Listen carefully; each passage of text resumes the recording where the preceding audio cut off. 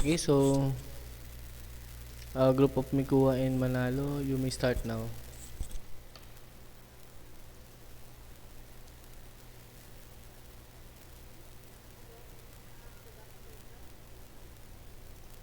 Micua Online Health Declaration Form Monitoring System via QR code. Problem.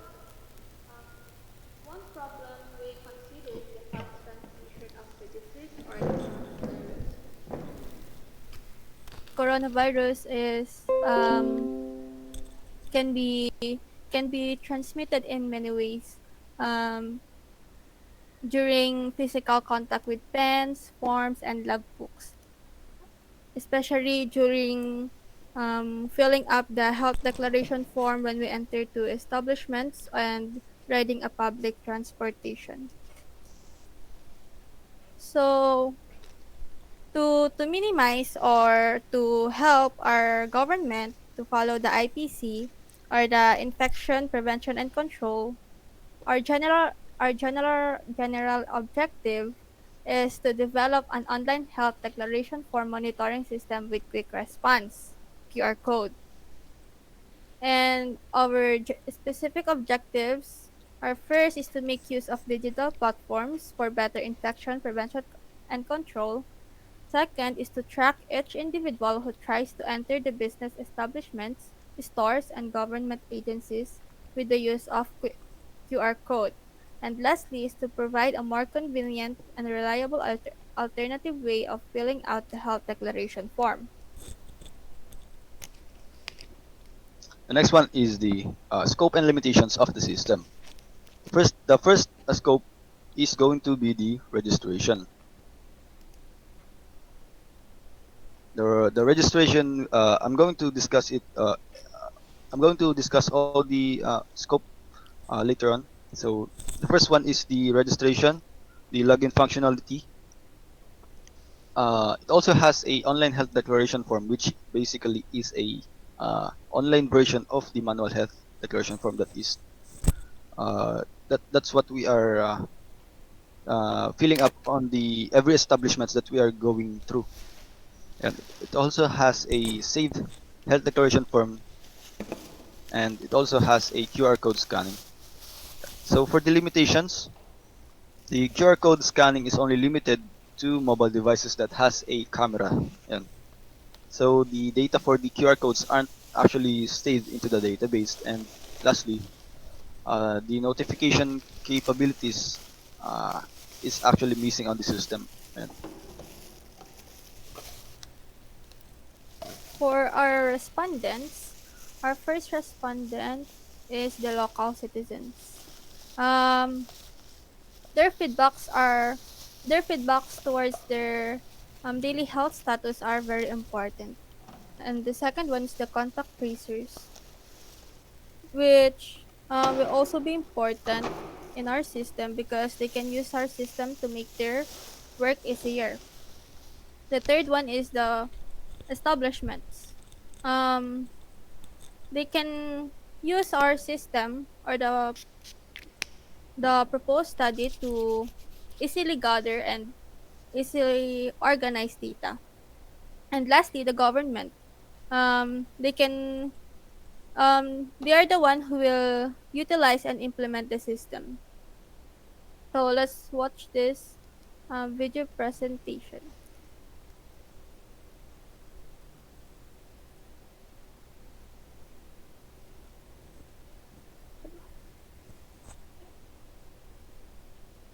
Do your part in fighting the spread of COVID-19 by reporting your health status at WeTrack. Simply, Ay, sorry, sorry, sorry.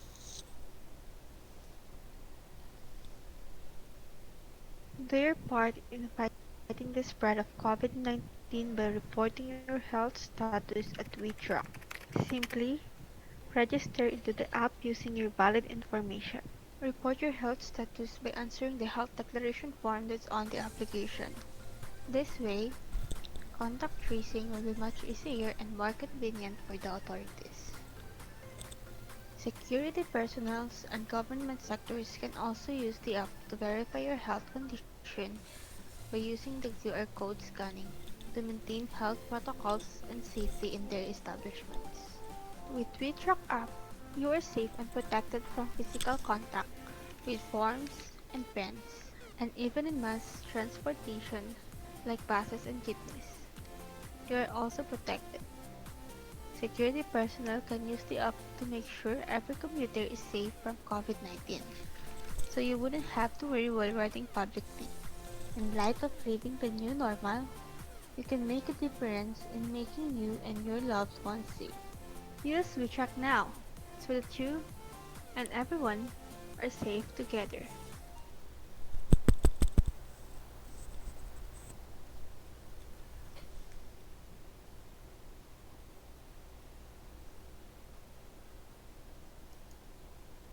So yan. I'm just going to present the interface for the client side. This is the initial login functionality of the user. First one is I'm just going to use my previous account, but I can actually register a new account. For example, my first name is Lorma, and something like that. Then six.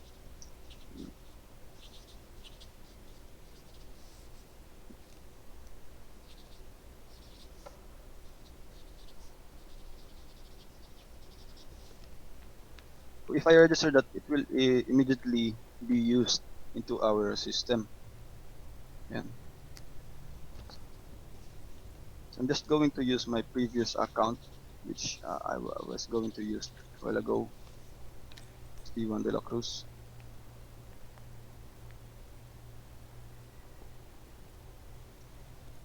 Okay. Wait.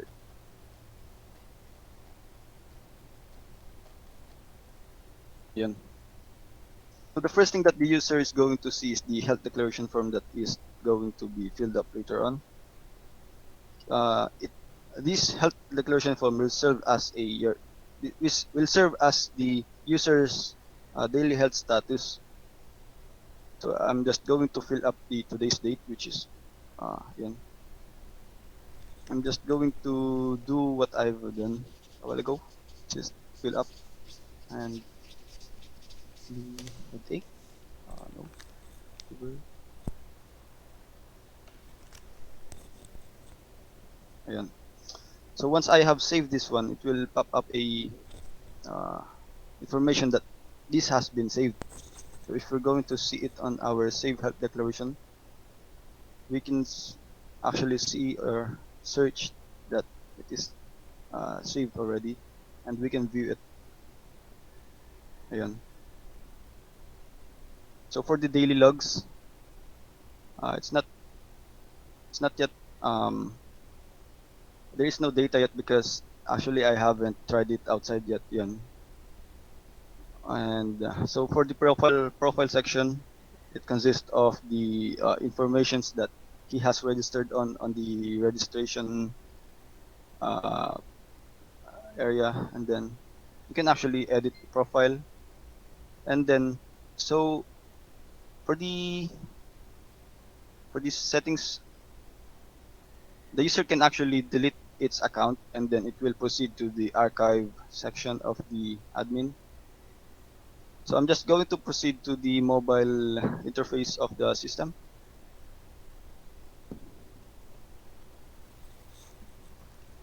Uh, just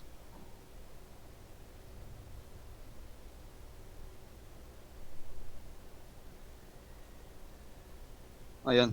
So yeah, it's actually the same as for the website, but the only difference is that there is a QR scanning, and which is on this mobile device it is enabled, but on the website it is not. So I'm just going to try if actually the QR scanning is actually working. Ayan. So I'm going to, for example, this right, I have actually two QR codes here. So the first one is the marked one, which will be this one. I have already scanned it. Then the next one is actually this one, the CSI. So every scanned QR codes is going to alert it. Ayan. So afterwards, the user is should actually be entering its name, its date, and especially the temperature. It should be a user input. Then na yun. And yun lang naman yung pinagkaiba niya for the interface. So I'm just going to proceed to the admin side of the system.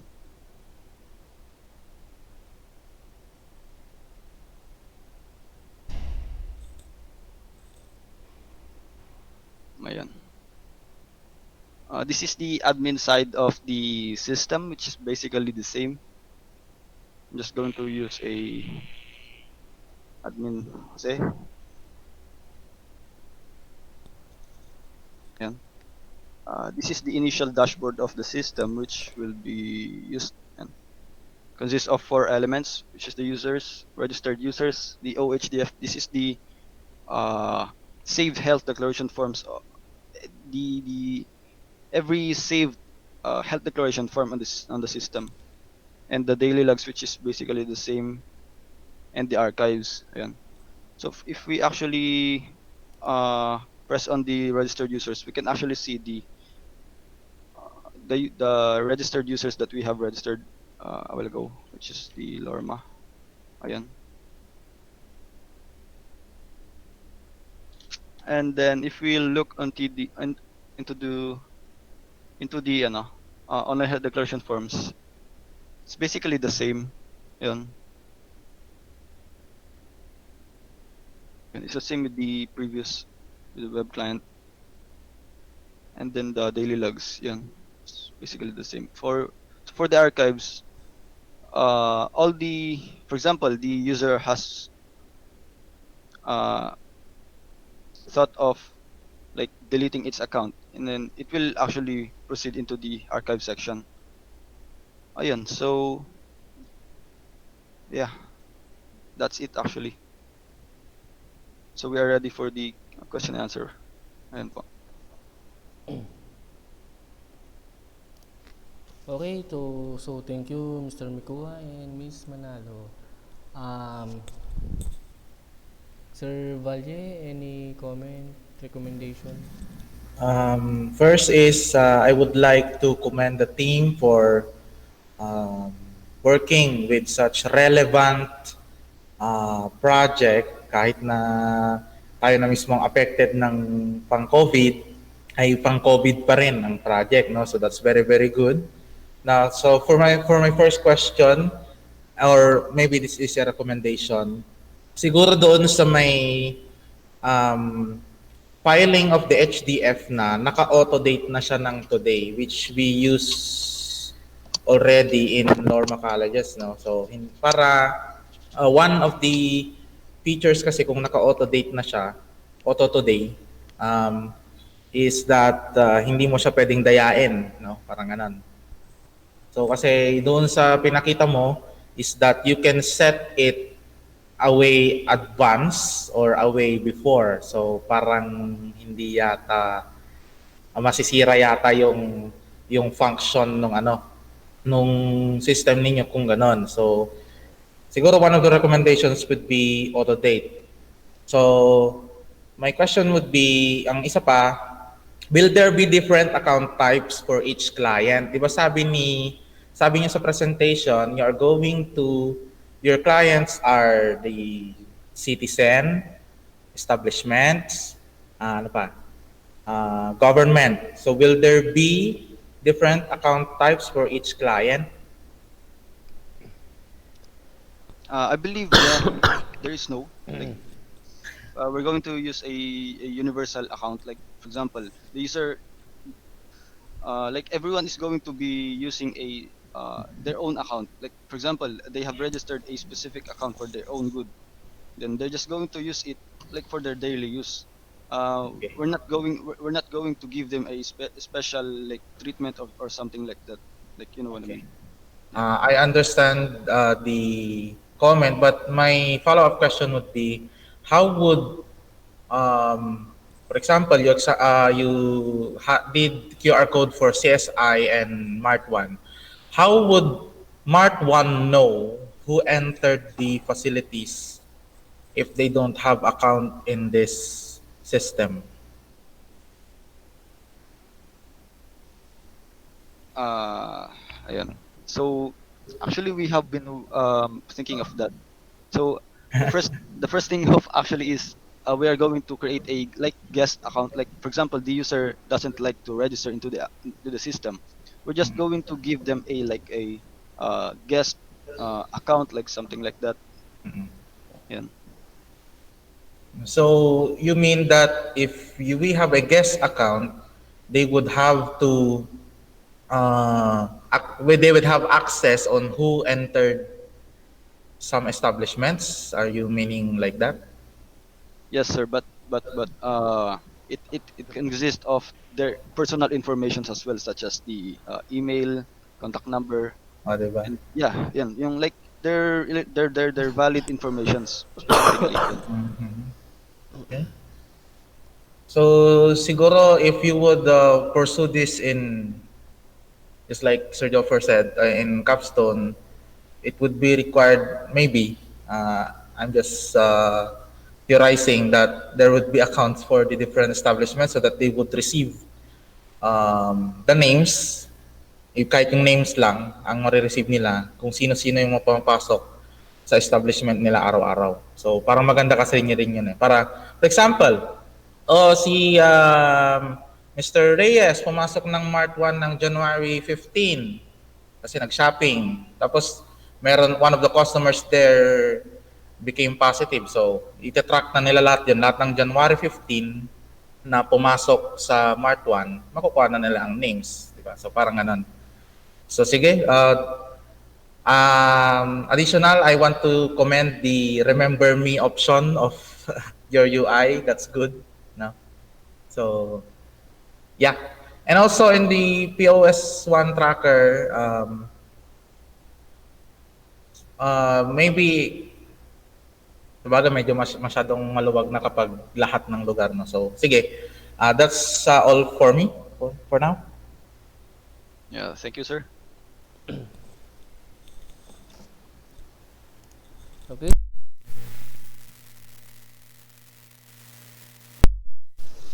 Yan. Okay, so thank you, Mr. Engineer Bali, Sir Carl, Choco. Hello, good afternoon. Okay, so si Alfred pala ang ano, ang may tanong. Yes, sir. Yes, sir. Good afternoon, sir. So actually wala akong mga comment na I cannot think of anything na pwedeng i-comment yan sa project ninyo kasi that is a good project.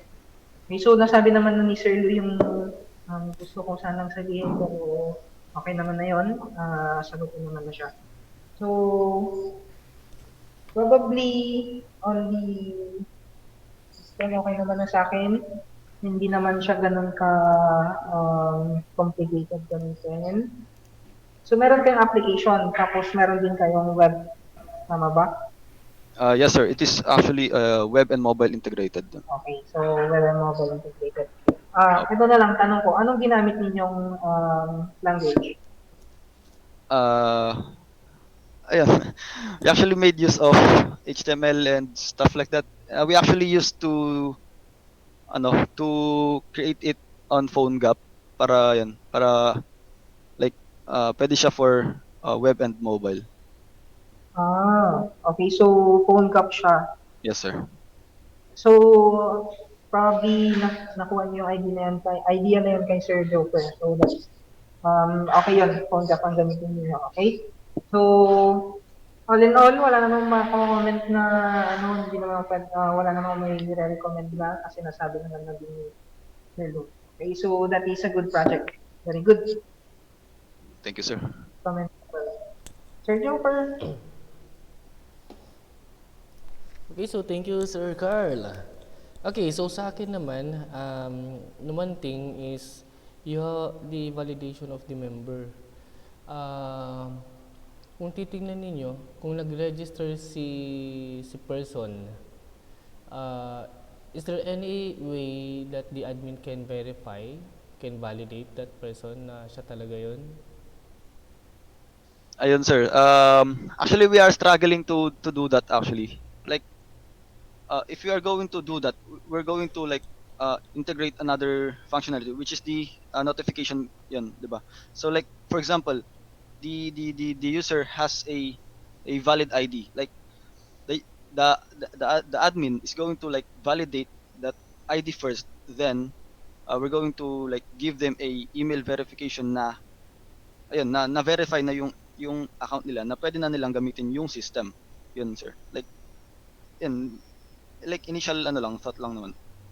Yep, tama yun. So, for the validation kasi, validation of member for security, para hindi pwedeng gamitin kung sino-sino lang yung system. Kasi pwedeng sabihin na if that person committed a crime or what, gagamitin niya yung system, sasabihin niya na pumunta siya ng CSI, ng Manamolan, etc. For the validation, lang, idea lang, FYI information lang. In other system, the validations are the email, cell phone number, ID, and billing statements. So those are the validation, uh, yung mga validation na ginagamit ng mga systems.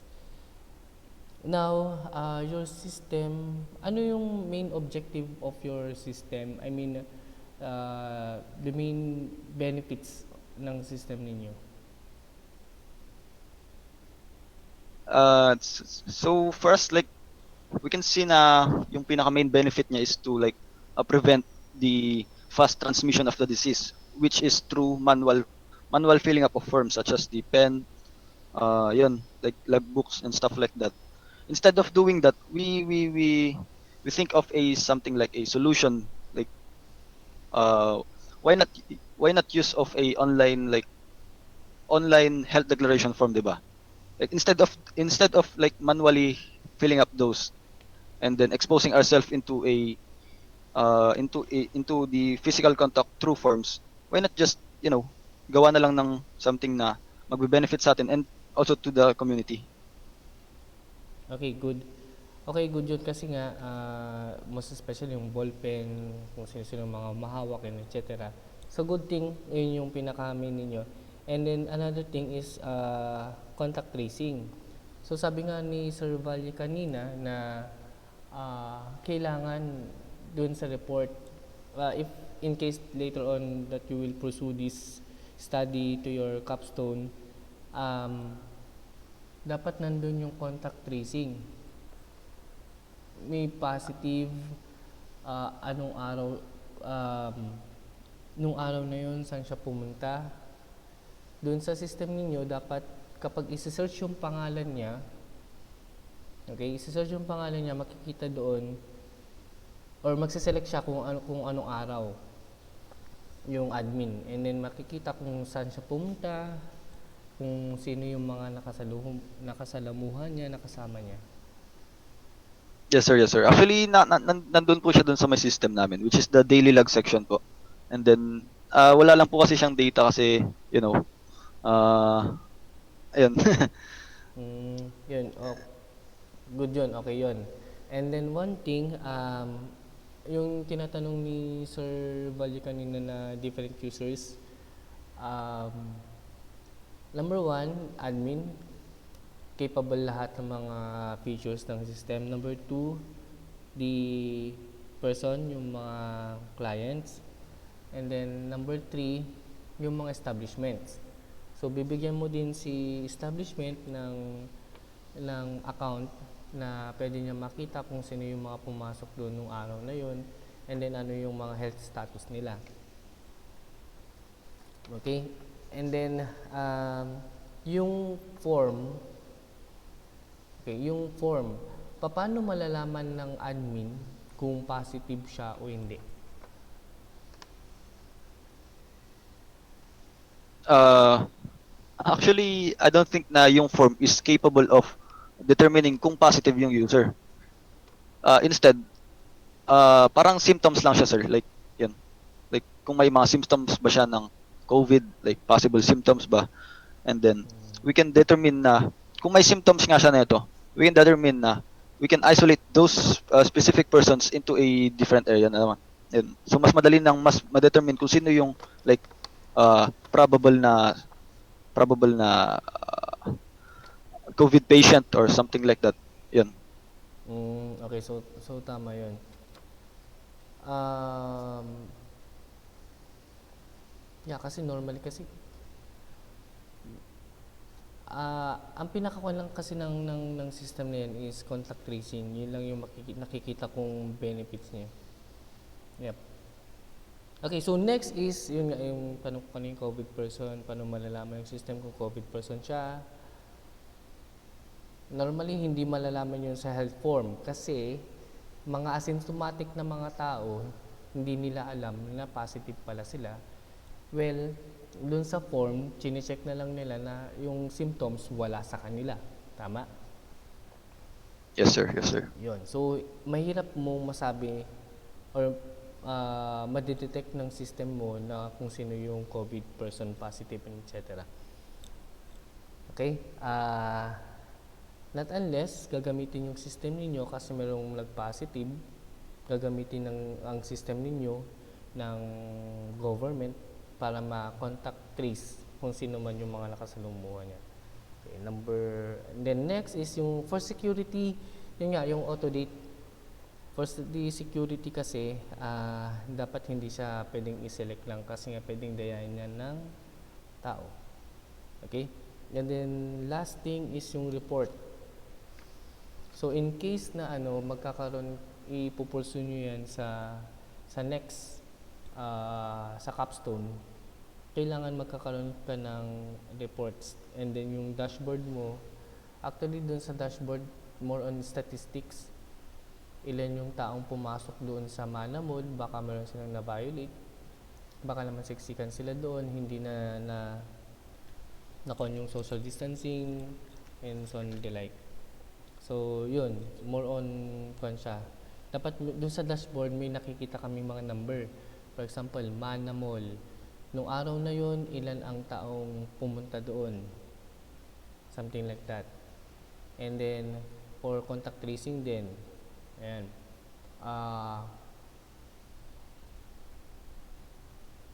May address doon. Ilalagay yung address. Kung nag-positive siya, malalaman ng mall kung taga saan yung person na yun. Diba? And then, ang isa sa mga weak kasi ng system ngayon is yung manual system. For example, San Agustin, na-quarantine sila, hindi sila pwedeng lumabas. Pero, yung iba nakakalabas, nakakapunta dun sa palengke. Sa palengke naman, pwedeng dayain kasi yung address. Tama? So, makakapasok siya. Pero pag meron na yung system ninyo and validated na yung member ninyo, so hindi na pwede mangyari yun. At makikita din sa report na doon pa lang, bago siya pumasok doon sa establishment, pagka-scan na ng QR, sasabihin ng system na hindi siya pwedeng pumasok kasi naka-under quarantine yung barangay nila. So, isa yun sa mga magagandang ilagay nyo sa system nyo later on. Kasi nga, tulad nga sinabi ko, nowadays, yung manual procedure nila, masyado siyang weak. So, maganda rin yun na i-consider nyo dun sa system ninyo. Okay? Yes, sir. Yes, sir. Yun. So, again, thank you Mr. Micua and Ms. Manalo. And maganda rin yung pitch video nyo. Okay, congratulations. Yeah, thank you, sir. Okay, so yun lang. So yung iba, next week na ulit. Okay, so thank you Mr. Carl and Sir Engineer Valley. Okay. Okay. So yun Thank lang you. kas. By Congrats, the congrats. Congrats, maganda, maganda. Oh, ano siya, looking forward dun sa project na gagawin ninyo.